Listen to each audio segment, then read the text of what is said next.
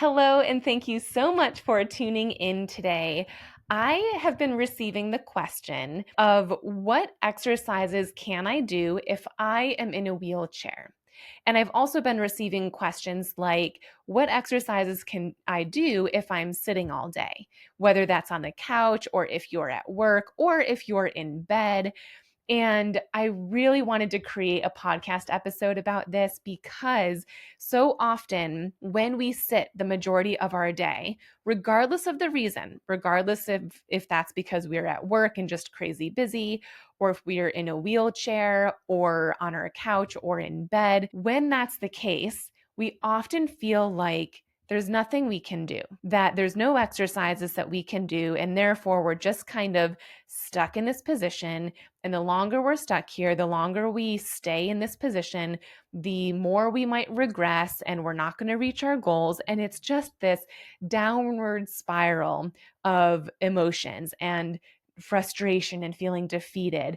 And in reality, there's actually a lot of exercise that you can do from a seated position. And so when this question came in from multiple different people, I actually got really excited. And to be honest, my brain kind of exploded with ideas of, oh my gosh, I need to record a podcast episode on this, but how do I even organize all my thoughts? Because there's so many exercises that you can do. But I think I've organized it in a way where it will be easy to understand and implement. So here we go.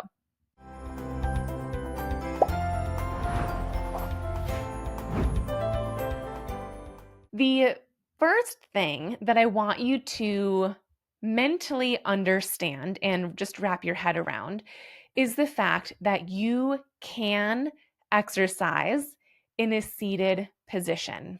As I've mentioned, regardless of if that's in a wheelchair, a couch, the toilet, even, I have my clients and Missing Link members doing a decent amount of exercises after they go to the bathroom, or maybe it's in bed. Regardless of where you're sitting, there's lots of exercises that you can do. And I want you to wrap your head around that, because if you are someone who hasn't been aware of these exercises that we're about to review for years, potentially, if not at least weeks or months, you may have been feeling like you're a bit hopeless, like you don't know what to do, you're a little lost, you're a little stuck. And so we have to convince your brain that A, you can exercise, and B, that this form of exercise is helpful for you. It's going to be so much better for you than sitting and not exercising. You just have to know what to do and trust that this is enough. Because so often when we are sitting mostly throughout the day and we're exercising from a seated position, the thoughts that pop into our brain are not nice thoughts. It's usually thoughts like, really, this is all you're doing today? You used to be able to do so much more. Or, really, this is the exercise you're doing? It's so boring. It's not going to help with anything. And so we want to nip those thoughts in the bud. Yes, you used to be able to do some different amounts of movement and exercise, but this is what you can do today. And this is enough. This is going to be helpful. If you have my book called The Missing Link and audiobook that released in January, then I really want you to read and or listen to chapter 10. In chapter 10, I go through an exercise that can help you create a strong reason behind why it's important for you to exercise. And once you go through that activity, you can then utilize that as your motivation to exercise. And when you hear those negative thoughts come into your head, you repeat your why to yourself. So it's a really powerful exercise. If you have the book or audiobook, I would highly recommend you listen to that or read it. And even if you already have, re-listen and reread. It's that important to review from time to time. So that's the first step, is just getting your head in the right mindset that yes, you can exercise from a seated position.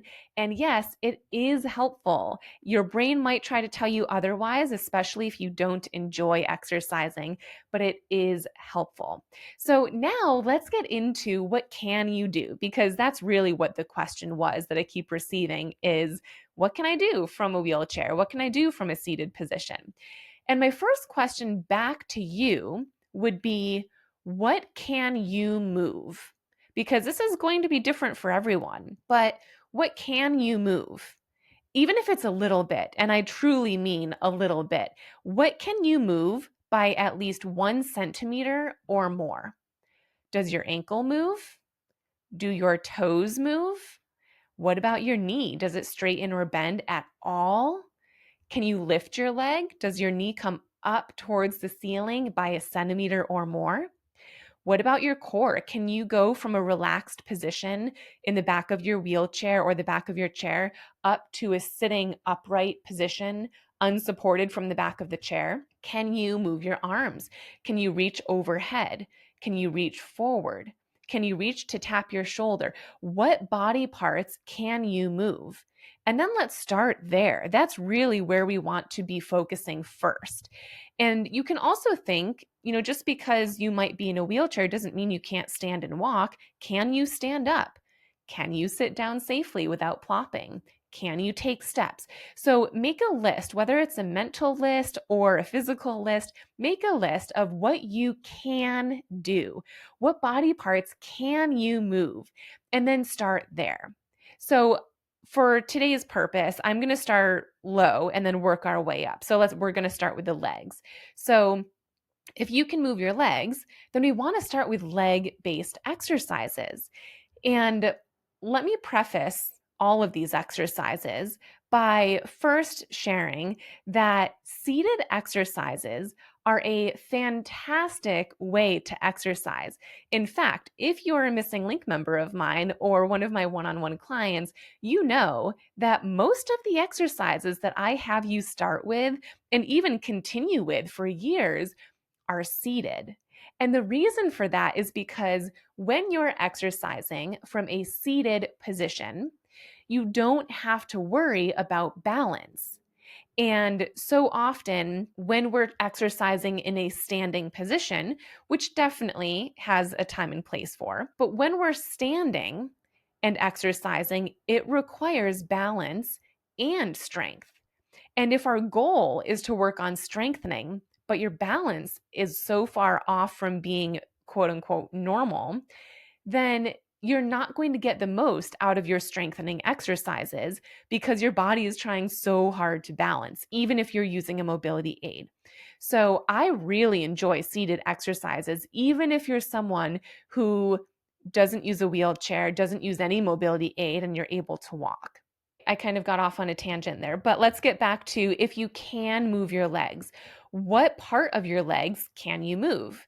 Can you lift your ankles? Can you keep your heel on the ground and lift your toes and forefoot up?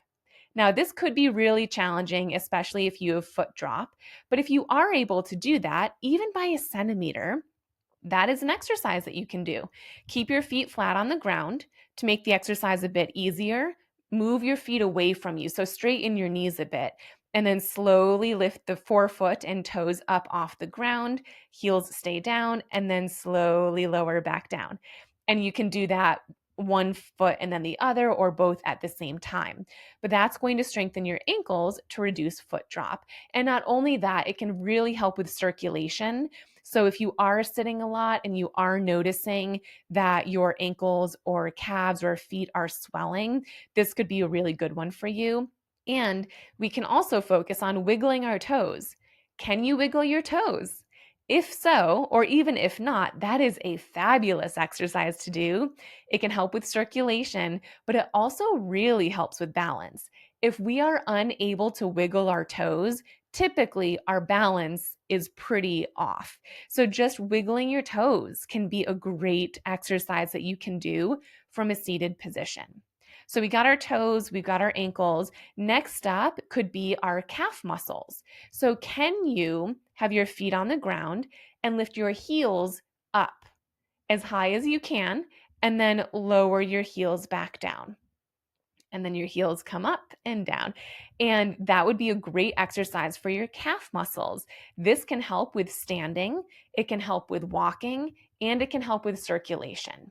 So even though you're doing this seated, I want you to understand that this is a great exercise. All three of these exercises so far will help you with functional tasks like walking and standing and transferring from one surface to another, even climbing stairs. So then we want to move up a little bit further. What about our knees? Can you straighten or bend your knees at all? Now, I will say, bending your knees is usually one of the hardest exercises.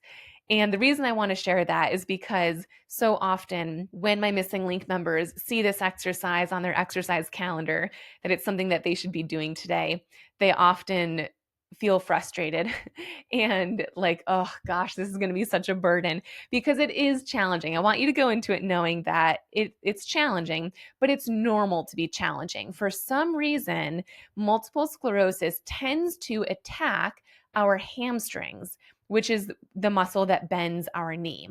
And so when MS attacks the hamstrings and they get weaker, it can be really hard to bend your knee. So please know that if this exercise is challenging for you to do, you're not alone in that. It's pretty normal for it to be a challenging exercise. But can you do it? Can you bend your knee even by a centimeter? Can you straighten your knee by a centimeter or more? If not, if you have someone around or if you can finagle this, put something under your foot that would make it a bit more slippery so that you're reducing the friction under your foot. And from there, can you bend or straighten your knee? This exercise is extremely functional because guess what? We need to bend and or straighten our knee when we're walking, when we're climbing stairs, if we're transferring from one surface to another, standing up and sitting down. So getting some strength here can be really powerful. Next, we want to move up to our hips. And my favorite exercise to do when seated for our hips is marching. And that means, can you lift your foot up off the ground and therefore your knee would come up towards the ceiling? Can you do that? One side is likely weaker than the other. One side might not lift at all. But even if it doesn't lift, that is a great exercise that you can do to improve your hip flexor strength. If it's too challenging, you can always recline backwards. What that does is it opens up the hip a bit more. And because it's more open, it can make the exercise a bit easier. So that would be a marching exercise. We also could do, it's kind of difficult to explain these verbally for the podcast. If you are in the missing link, every exercise I've mentioned so far is inside the missing link. So just make sure to check there. Or even if you're not in the missing link is my online MS wellness program. And it's where all of my favorite and best MS specific exercises are. There's demonstrations and explanations for each one, including a calendar that tells you exactly what to do each day. And not only that, but we have weekly and monthly check-ins where you can ask me your specific questions. So just keep that in the back of your mind if, as you're listening to this, you're thinking, oh, I wish I had a demonstration, or I wish I knew what she was talking about. I wish I could visualize it. They are all inside my online MS wellness program. I will actually include a link in the show notes if you don't know what it is and you want to learn more about it. I have a behind the scenes video that you can check out. So I'll put that in the show notes. But another exercise is the seated clamshell. This is also for our hips. And essentially what you do here is when you're sitting, your feet are together and your knees are together. And then you open up your knees as wide as you can without your feet rolling away from each other. So that's more of an outer hip exercise. All right, so then we want to move up to our core. And one of my favorite exercises is going from a relaxed seated position to an upright seated position. So essentially what you would do is relax against the back of your chair, or if you're in bed, relax against the back of the bed, headrest, I think that's what it's called. Relax, and then try your best not to use your arms as you use your core muscles instead to come up to a tall, upright position where your back is not touching the back of the chair. Once you're there, stay there for a few seconds or as long as you can, maybe 30 seconds, a minute or two, and then slowly rest back down. So you're going to slouch a bit and you go back to touching the back of the chair. And then when you're ready, come back up. So you're just going from this relaxed seated position to this tall, upright, best posture position. This is a great exercise for your core. And it's something that is very functional because guess what? In order to stand up, that's part of what you need to do. It's impossible for anyone, MS or not, to stand up if you're relaxed, sitting backward, touching the back of your chair. We must have the core strength to sit up tall. Now, if you don't have the core strength, you can use your arms to assist you, but I just want to plant a seed in your mind of reminding you to only use your hands as much as you need to. Don't depend on them. So you still want to use your core muscles as much as possible. It's still a core exercise, but you can use your hands to assist you. They shouldn't be doing the majority of the work. So if your arms are feeling heavy and tired after, like you just got an arm workout, you are probably using your arms a bit too much. And lastly, for this exercise, will say I've had some clients and missing link members that I've worked with where when we're starting off, they can't sit up tall from their relaxed position. They have to use their arms. And so if that's you, one thing that I suggested to my clients and missing link members is don't use your arms. Just put as much effort as you can into sitting up tall and then reclining, even if that means your back stays touching the back of the chair the whole time. That's still going to be a great core exercise, even if right now you're not able to move away from the back of the chair. Okay, let's move on to arms. And also just know there's lots of core exercises you can do from a seated position. Just to quickly name a few, there's one that I like called the penguin, where you're sitting up tall and then you tip to one side as one hand reaches towards the ground, and then you come back up and then tip towards the other side. We could do our ab lean backs, which is one that's in the missing link. So there's lots that you can do, but I'm hoping that this episode is at least giving you just a few ideas to get started. So moving on to our arms, what can you do with your arms? Can you reach overhead? If so, practicing reaching overhead and then back down is a great exercise. It's very functional. Can you do that? If not, can you reach forward? If so, that's a great functional exercise. So you're just going to have your arms starting in at a normal position, maybe even on your lap, and then just reach forward as if you're trying to give someone a high five, and then bring your hand back down, and then high five and bring your hand back down. A really functional exercise for your upper body, if you're able to do it, is to practice touching the back of your head. So you touch the back of your head and then lower your hand back down to your lap and then touch the back of your head. The reason this is such a great exercise is because we need to have the strength and range of motion in our upper body, and specifically our shoulder, elbow, wrist, and fingers, to be able to brush our hair, blow dry our hair, wash our hair. Of course, there are ways that we can compensate for that using really helpful tools. But if you're looking to do it yourself, we have to have the strength and range of motion to do that. So practicing touching the back of your head with one or even both hands is a really great exercise that you can do. So that's several of examples of exercises that you can do from a seated position. I hope you feel like you've got some ideas. Please don't feel like you need to do all of them, especially if you're someone who hasn't been exercising. You might only start with one exercise, and that's fantastic. Maybe start with the easiest one for you, because if you're not already exercising, the last thing we want to do is pick the hardest exercises, and then you feel even more defeated and discouraged and you fall off track. So pick the easiest one or pick the one that you enjoy the most and just get really consistent at that. Once you're consistent at that, at doing it daily or several times a week, then add on maybe another one. Once you're consistent at that, then maybe add on another one. And as you're doing that, eventually, it might be months, but eventually you might have 5 exercises that you're now doing. And that's a great number for a routine. The last thing that I want to share is that in the beginning of this episode, I asked you the question of what can you move? What body parts can you move? And start there. But I just want to remind you, hopefully you know this already, because if you've listened to any of my Missing Link podcast episodes about neuroplasticity, you would already know this. Or if you're in the Missing Link online program, you already know this. But one thing that's really important about exercising with multiple sclerosis is getting our neural pathways stronger. We're not just trying to get our muscles stronger. Do we want our muscles to be stronger?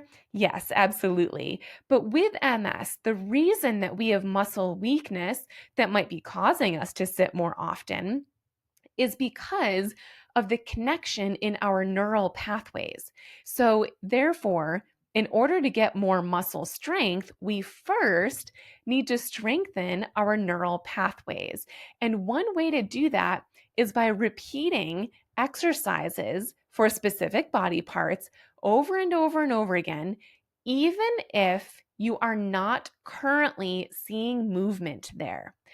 I'll try my best not to get too much off on a tangent here, but neuroplasticity is the ability of our brain to rewire itself. So, if when I asked you earlier, with your feet on the ground, can you lift your toes up and down? If your answer was no, that is still a really great exercise for you to do, because every repetition where you attempt to lift your foot, your heel stays down, but your toes and forefoot come up.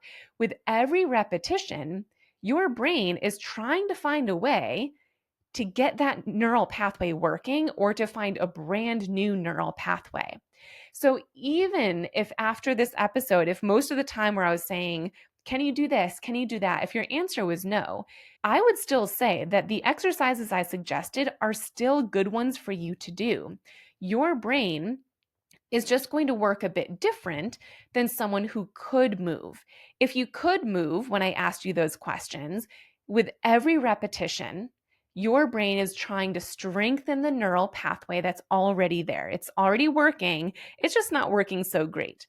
But if you couldn't move, literally not even a centimeter, just no movement at all, with every repetition, your body, your brain is trying to rewire itself. It's trying to find a different way to make that action possible for you. So, I guess what I'm trying to say is there's tons of exercises that you can do. There's always hope.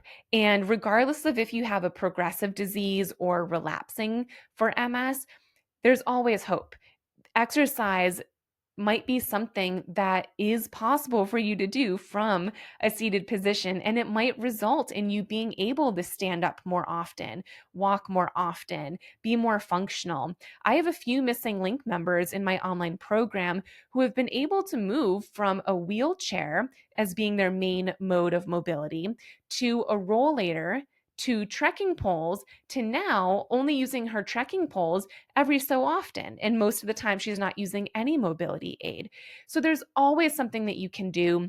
The way that you should be measuring success isn't based on how much movement you see, but rather how much effort you're putting in with every repetition. If you're putting in maximum effort, 100% effort with every repetition, even if you don't see movement, that's what success is. So I hope this episode gave you lots of different ideas. Again, if you're more of a visual learner and you need to be able to see me demonstrate these exercises, all of them are inside the Missing Link, my online wellness program. So I will put information on that below if you want to learn more about it. But I hope you are motivated and inspired and that you give these a try.